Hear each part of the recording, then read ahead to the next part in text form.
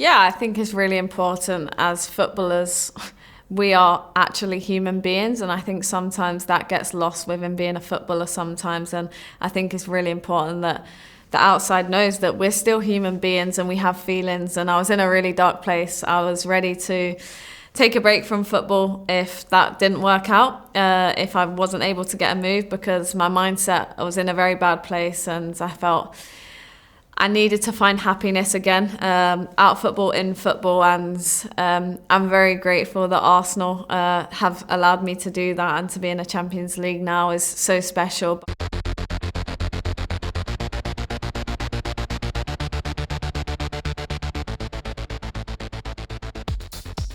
Hi everybody and welcome to Friendlies. Look where I am here at the Arsenal training facility in person with an absolute legend of the women's game. She even took her shoes off for us. It's Chloe Kelly, a hero for club and country, the woman who delivered a Euros trophy for England with one of the biggest goals in English history. She now finds herself competing for the prestigious Champions League title on Saturday. Chloe, welcome to the show. Thank you for having me. I'm well excited. I am so excited to chat with you. We actually met in 2020 when we were both at Man City in the middle of COVID. Just before then, you were having this big breakout season playing for Everton. You were scoring goal after goal, even getting your first call up to the Lionesses. And I remember meeting you and realizing we were both new to Man City. And I just felt like even though we grew up in totally different environments, I felt like we had some shared values like hard work and this determination to overcome obstacles. I loved being your teammate at City, and I remember so fondly winning the FA Cup together. Do you remember your first impressions of me and Rose Lavelle when we were all at City together? Oh my God, you and Rose were just brilliant to be around. I remember the laughs that we had in training all the time, and I was actually raving about you to Foxy the other day, saying how I miss playing with you.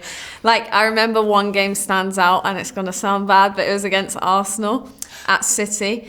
And I remember players literally like wrestling to get the ball off you, and you're just like this, running through, and no one could touch you. I just loved playing with you. That right-hand side was very special. I know. I loved playing with you too. I felt like you would always just cross it right to my head, and all I had to do was stand there and let it bounce off of me, and it would go in, and it was just like such incredible deliveries. The following season, after we played together, in May of 2021, you suffered a devastating injury, an ACL tear that would sideline you for 11 months. And ACLs are notoriously about a year recovery. So there must have been a moment where the Euros, which were slated for July of 2022, just 14 months away, may have seemed out of reach to get back for. But I had heard you say that you motivated yourself through those long hours of PT by telling yourself that you would be playing for England at the Euros. How do you think that focus and that kind of tangible timeline and goal helped you in that recovery process? I think I missed out on the Olympics, which was so hard because I did my injury in the May, and then the Olympics was in the summer. So the Olympics was gone from my mind. I couldn't focus on that. My next focus then was the next big thing, and that was the Euros. So every day I worked so hard to get back for that. I didn't even look too far ahead. I looked at each day trying to be better and making improvements in my knee. And I think there's so many ups and downs in an ACL injury, but I was so focused. And I think at times in my rehab, the Euros felt so far away. And that's why I tried to think about each day. I think that was the frustration at times when you look a little bit too far ahead. And I think that's why I tried to just stay focused on next day. And I think when I came back onto the pitch, I just had so much enjoyment because you're away from the pitch for so long. You appreciate just stepping foot onto the pitch and being with your teammates. So I think that's when my Euros, I loved playing football and I loved being on the pitch, and that's what motivated me to be in the team and to every time I step onto the pitch, just make something happen. Do you remember finding out when you made the Euros roster? Yeah, oh my God, it was so scary. We was at St. George's Park and it was like X Factor, and like we got called into the room. So we got a text from Serena saying like, can you come to the meeting room? And that is when you found out whether you were in and not. God. So I remember I was on the phone to my husband and I was like, Scott, she's texted me, oh my God. And like going into the room, and just a bag of nerves. And then Serena said that I was in the squad and absolutely buzzing. Oh my gosh. Did you like jump up and down, or did you have to play it cool in front of her? I played it cool. And then we stuck a little sticker into a sticker book, which is our face. And I remember just going back to my room and just sobbing, like on the phone to my family, my agent, Scott. And I was just like, everyone that was around me during my rehab celebrated that moment of just being in the squad. So that was really special. Yeah, I mean, this is so clear that you're such an emotionally resilient person going through that injury to make this Euros roster in this incredible way. Going into the tournament, you were a substitute who was used in every game. And as someone who I've spent my fair share of time on the bench for the national team, I know how hard that can be, especially during a major tournament. How did you manage your mindset from the sidelines, knowing the team might need you at any moment? I think for me it was take your opportunity when it's given, and I think that was always my mindset. Like, if I get the opportunity, I'm going to take it, and each game I try to impact. And I think I knew my role, and that was very clear, and it was easy to do that job. And the players on the pitch, the starting 11, supported the bench, and the bench was supporting the starting 11, and I really enjoyed the environment that we created. Nothing got in, nothing got out, and that was really special as the group, and we knew our roles and it was very clear. That's like so key for successful teams, I feel, is to have that chemistry between the starters and the subs, where there's not kind of a bad attitude coming from the bench. And I feel like you recognizing that the team was going to need you and waiting for your moment really was so clutch. You ended up having the biggest moment in English women's soccer ever. It all came down to the final against Germany, who had won this tournament 8 times before, and the game was deadlocked until the 110th minute. You came in off the bench. In the scramble after a corner kick, you find the ball, you knock it in. There was a briefest moment of pause to make sure that you weren't offsides, and then you rip your shirt off, you turn to celebrate. What do you remember from that exact moment? What was the most vivid memory or feeling that you can describe to us? I just remember running towards the bench and Jill behind me, trying to grab me. And I was just I was just crazy. And do you know what? When I watch it back and there's a roar of Wembley, I didn't hear that. It was just silent for me. I could just hear myself, the bench, and that was such a special moment, and I could see my family in the crowd as well. So oh my gosh, that was even more special for me. And I think the group as a whole, we inspired so many in 2022, and to be part of that special team was incredible, and memories that will live on forever. Well, it was really a generation-defining moment, and that's what the biggest games and tournaments can provide. The Euros are coming up again this summer. You were just named to coach Serena Wiegman's roster for the upcoming Nations League games with the Lionesses, but not too long ago, you weren't getting named to Lionesses rosters. Just this past winter, you were still playing at Man City, and you just weren't getting minutes, and that it was clear that was why you were being left off from the England squad. I don't know how much you can say about it at this time, but you found a way to take control of the story. You went to social media, you posted a statement, and I feel like it was so brave for such a high-profile player to be so honest and vulnerable, to let people know what was really going on. You just wanted to be at a club who wanted you on the field. If you can you talk to us a little bit about the moment before you hit post? The transfer window was closing. Did you feel like this was your last opportunity to secure a transfer or a loan and have your chance to make the Euros again? Yeah, I think it's really important. As footballers, we are actually human beings, and I think sometimes that gets lost within being a footballer sometimes. And I think it's really important that the outside knows that we're still human beings and we have feelings. And I was in a really dark place. I was ready to take a break from football if that didn't work out, if I wasn't able to get a move, because my mindset, I was in a very bad place, and I felt I needed to find happiness again, out of football, in football, and I'm very grateful that Arsenal have allowed me to do that, and to be in a Champions League now is so special. But I think for me, it was a case of this is what I have to do to find that happiness again, and it was a brave moment for me, and I felt like a weight off my shoulders as soon as I pressed that button, because I think there's a lot of tension that happens before that in, is it right, is it wrong, is it the right thing to do? But for me, I wanted to find happiness again, and being in a dark place, I think the only way then was up, and it couldn't have got much worse for me in that situation. So I think it was a big risk, but at the same time, it was how I felt in that moment, and I'm grateful for the people around me that supported me through that moment and through the dark moments pre that.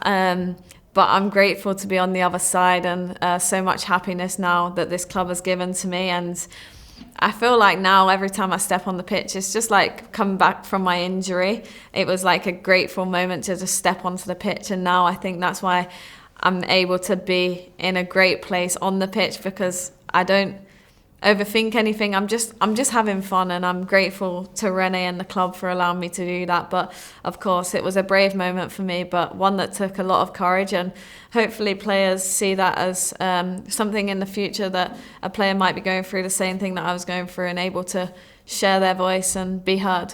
I think you set such a powerful example for other players going through something difficult. As a player myself, I never felt the kind of autonomy or power to take control over my own situation like that. And I think it was so valuable what you did, and such a powerful example for other players.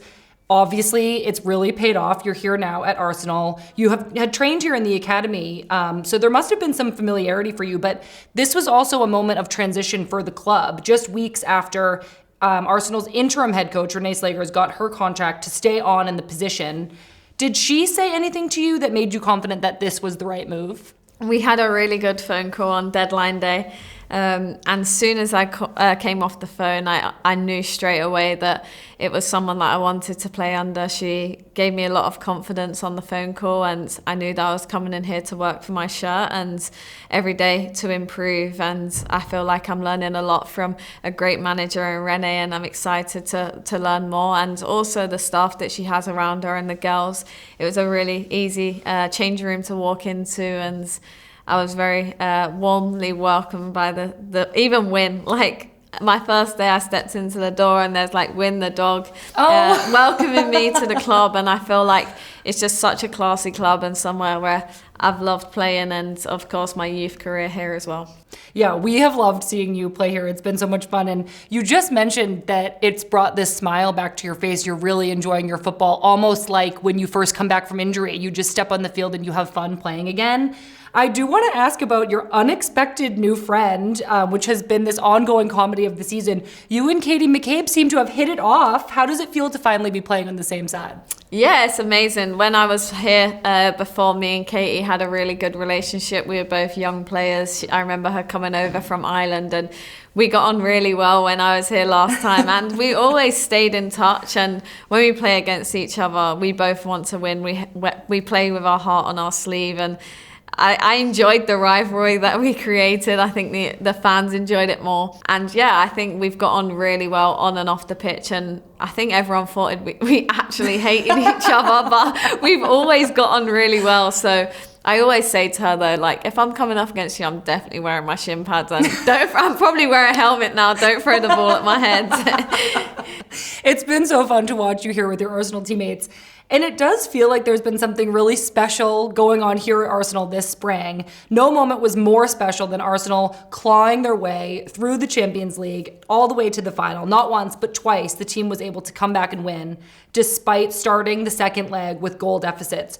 What do you think these comebacks say about your team's character?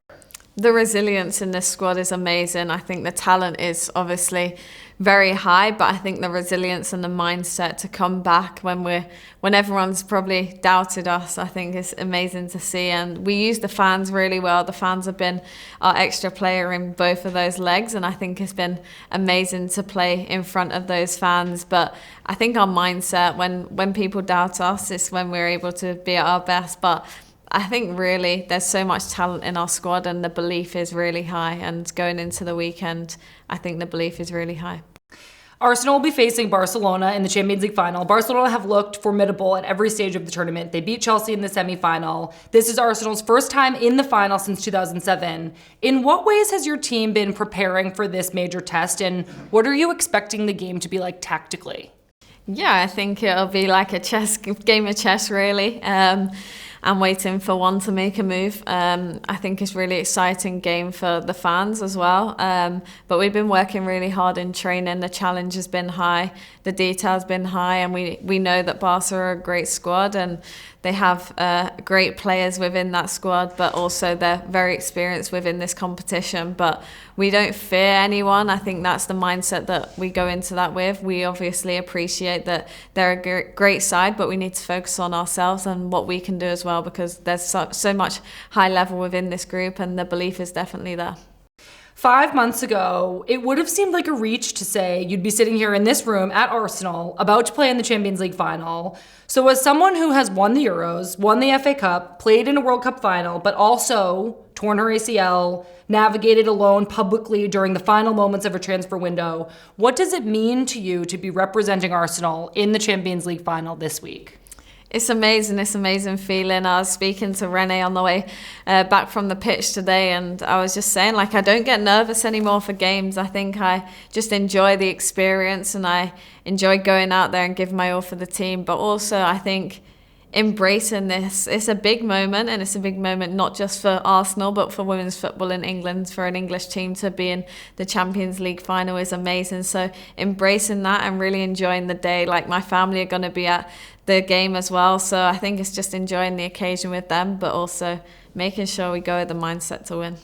I am so excited for you. I just have one last question. It's not football related at all. I heard that you just got a third dog. Oh my God, yeah. Is the energy of your house right now like similar to what you're expecting at the Champions League final? 3 dogs running around? Yeah, my dog's crazy as well. I got a puppy just before deadline day because I was feeling really sad. So I was like, you know what? I'm just going to get a puppy. Scott, can I have a puppy? No, Chloe, come on, let's go and see one. And then he was like, well, we're here now, of course you can have it.